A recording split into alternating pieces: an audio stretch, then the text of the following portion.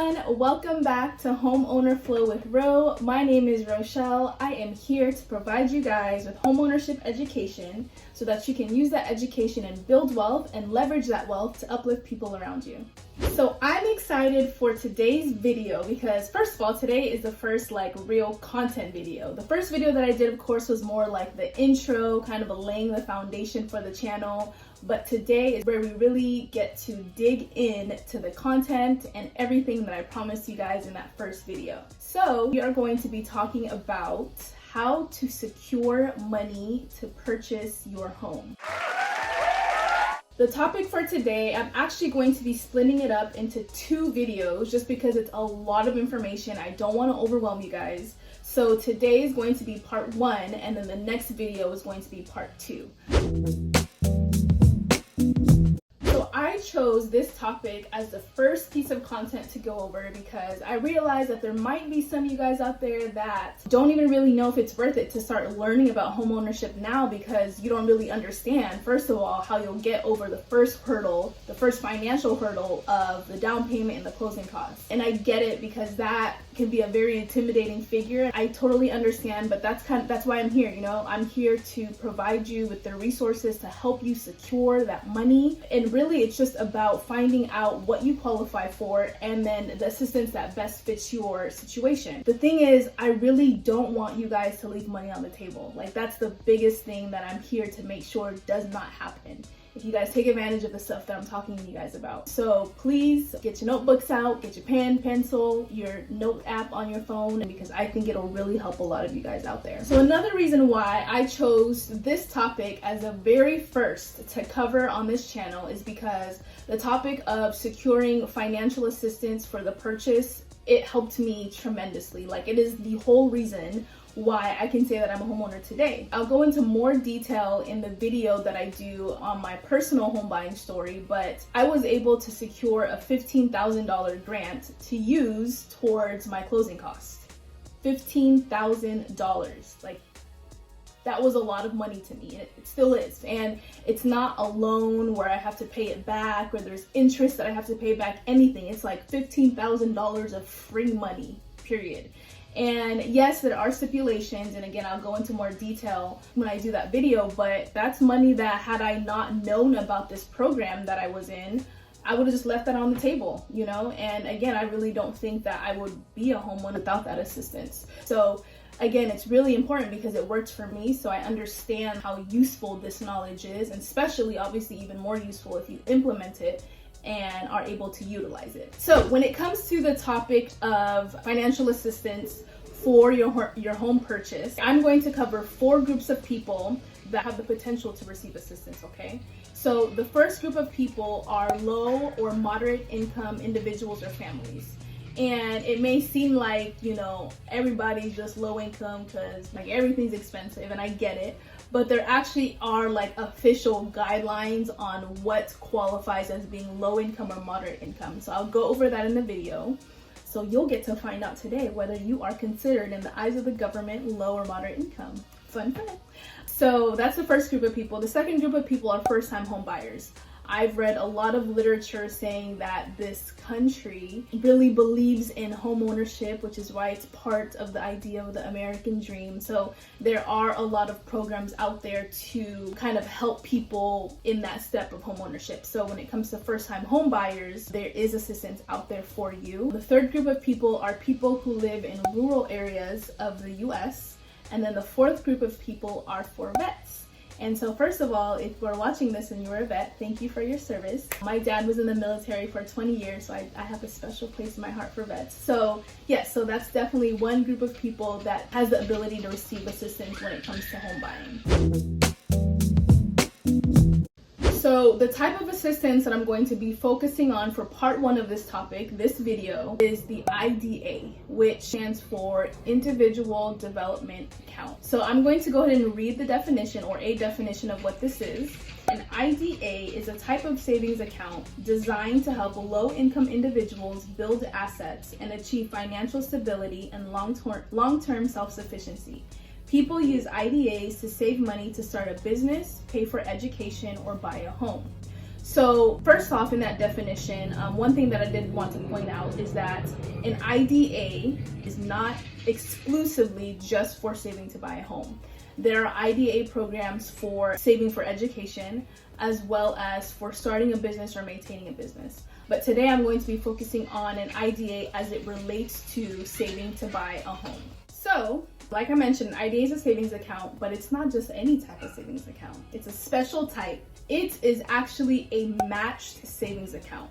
So if you're not really familiar with the idea of matching, if you have a 401k with your employer, it might be matched, a matched account. So as it relates to an IDA, a matched account basically means that for every X amount of dollars that you contribute to the account, it will be matched at a certain amount. So for example, if an account is matched at a 1-to-2 ratio, for every $1,000 that you put in, they will give you $2,000, which means that your account will have $3,000 in it, okay? Let's do another example. If it's a 1-to-4 match, if you put in $5,000, then this particular program will put in $20,000, which means that your account now has a total of $25,000, okay? So that's amazing. Like, that's beautiful because that's free money. That's awesome, right? Like, so you might be thinking, all right, sign me up. That sounds good to me.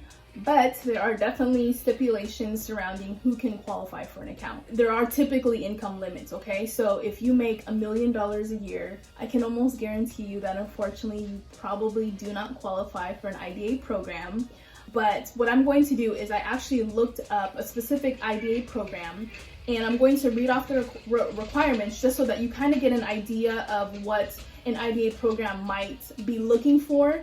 And I just want to stress that this is not going to be the same set of guidelines for every program. So if you are potentially interested in an IDA program near you, just make sure that you're reading through all the guidelines, okay? So with this specific IDA program that I looked up, it says here, if you are saving for your first home and you live in this certain county, this organization might be able to help you obtain extra money through their IDA program. The special savings account earns a 4-to-1 matching grant from the Federal Home Loan Bank of San Francisco. So a home buyer who saves the maximum of $5,500 would receive an additional maximum $22,000 toward a down payment and reasonable closing costs. Okay, so that description, it tells you a lot already about what this program is looking for. So other requirements that they outline in their description is you have to be a first-time home buyer or haven't owned a home in the past 3 years. It talks about the income limits. So it says here, the gross household income must be less than 78% of the HUD area median income. There might be a lot of you guys who have no idea what that is, so I will definitely go over that. You have to enroll in the organization's home buyer assistance program. You have to obtain a fixed rate loan. You must open the IDA with a participating bank and make monthly deposits of at least $20 per month from your earned income for a minimum of 10 months. And you have to complete the home purchase within 5 years and own the home as your primary residence for 5 years. So yes, I do realize that that is a lot. It's a lot of requirements. However, when you consider what you can potentially get from this program, $22,000, I honestly don't think that it's too much, right? So don't allow yourself to get overwhelmed with all the requirements. Let's go over the HUD area median income and how you are able to see whether or not you are considered low income.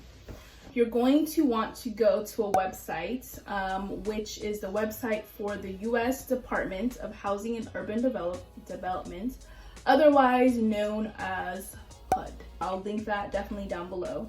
But once you click on that, you're going to scroll down and it says here year. So for whatever year you're looking up, and it says here, click here for fiscal year 2020 IL documentation in maroon. So you click on that. So select a state. So for this example, let's just use Cali. So California, my home state. California, choose a county. So you do Contra Costa County. And it says here, view county calculations in the top bar. So we're going to click on that, and it has this interesting chart here. So with this chart, what you're going to look at is a few things. First of all, what you're going to look at is, it says here on this top row, it says persons and family. So for your household, look at the correct column. So for me, for example, I'll just choose 1.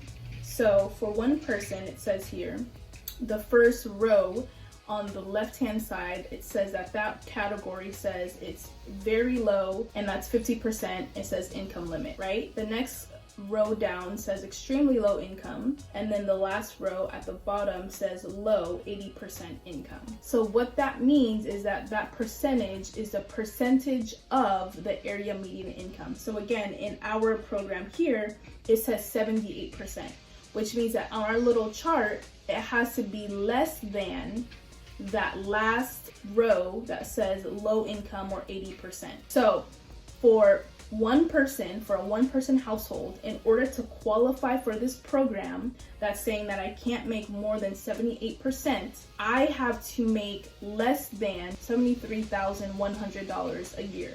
And it's even less than that because again, this is 80 and this is requiring 78.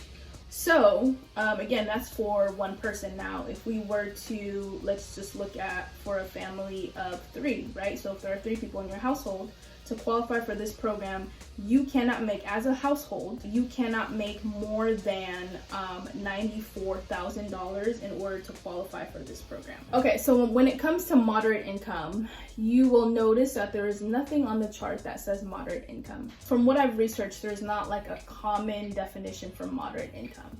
So some definitions will say that 80% that on this chart says low income is actually considered moderate income. And then there's also other things that I saw that said that moderate income is considered 120% of the area median income.